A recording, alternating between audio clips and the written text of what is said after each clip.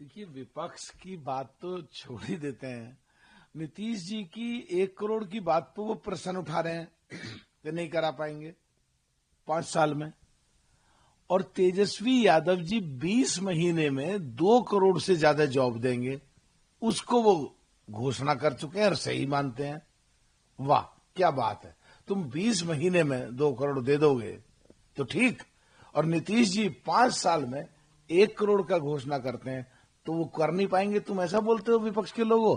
कमाल की बात है, ये देश पूरा देख रहा है और ये बिहार पूरा देख रहा है, तुम क्या बोल रहे हो क्या नहीं बोल रहे हो।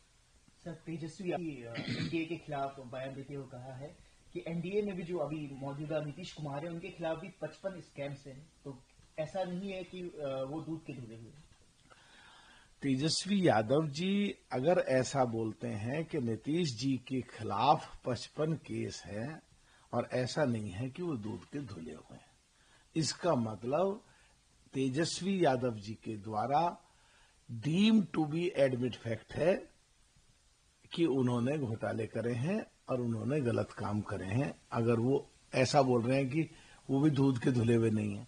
हाँ, अगर 55 केस या 55 स्कैम बता रहे हैं उनके, तो कोई एक आध एफआईआर और किसी कोर्ट में कोई भी उन पे स्कैम या भ्रष्ट का चलता हुआ केस कोई है तो उन्हें वो सार्वजनिक रूप से सार्वजनिक करना चाहिए, जिससे कि बिल्कुल साफ पब्लिक के सामने आ सके।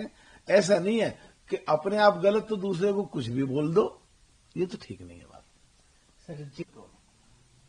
सर, जेपी नड्डा ने महागठबंधन पे आरोप लगाया है कि वो जो इन्फ्लेटेटर है, घुसपैठिए हैं, उनके साथ मिलकर सरकार बनाना चाहती है बिहार।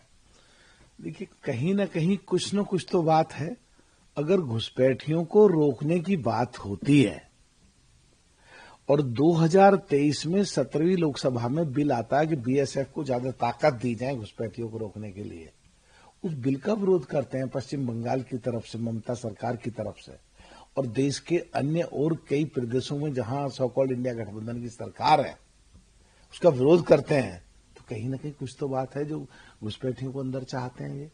और दूसरा, जो अभी पिछले दिनों राहुल गांधी जी ने आरोप लगाए कि जो जिंदा है उसकी वोट नहीं है, जो मर गए हैं उनकी वोट है, एक एक वोट कई जगह बनी हुई है, और उसका अगर शुद्धिकरण होता है और माननीय सुप्रीम कोर्ट की इंटरवेंशन के बाद, डायरेक्शंस के बाद उनको कराया जाता है, जिसको सर बोलते हैं, जो तमिलनाडु में भी इस हफ्ते शुरू होने जा रहा है, और जो आहिस्ता आहिस्ता मुझे लगता है कि जो सुनने में आ रहा है, जो बयान आ रहे हैं चुनाव आयोग के कि नोटिफिकेशन पूरे देश में होगा, तो उसका विरोध अगर सो कॉल्ड इंडिया गठबंधन की सभी पार्टियां, या बिहार की भाषा में कहो तो महागठबंधन अगर विरोध करता है, तो कहीं ना कहीं घुसपैठियों को वो चाहते हैं, और घुसपैठी आएंगे और वो वोट देंगे तो घुसपैठियों का तो फिर हिस्सा हो ही जाएगा सरकार में।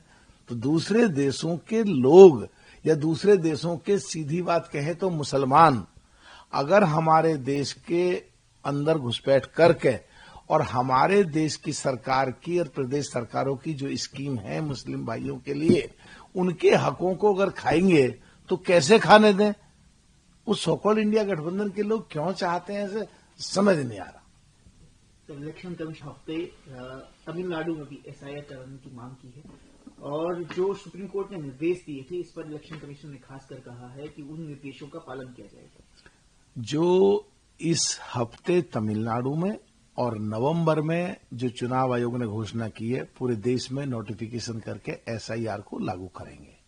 तो एसआईआर वही तो है वोटों के शुद्धिकरण में, जो विपक्षी राहुल गांधी जी आरोप लगाते हैं कि एक वोट 2 जगह बनी है, 3 जगह बनी है, जो जिंदे हैं उनकी वोट नहीं है, जो मर गए हैं उनकी वोट है। और इसमें माननीय सुप्रीम कोर्ट के इंटरवेंशन के बाद जो डायरेक्शंस हैं उनको अगर कंप्लायंस करते हुए अगर पूरे देश में शुद्धिकरण होता है या एसआईआर लागू होता है, तो इसका तो सबको स्वागत करना चाहिए। इसका विपक्ष के विरोध क्यों कर रहा है? इसका मतलब कहीं ना कहीं विपक्ष घुसपैठ कराना चाहता है। वीके न्यूज, राष्ट्र के नाम।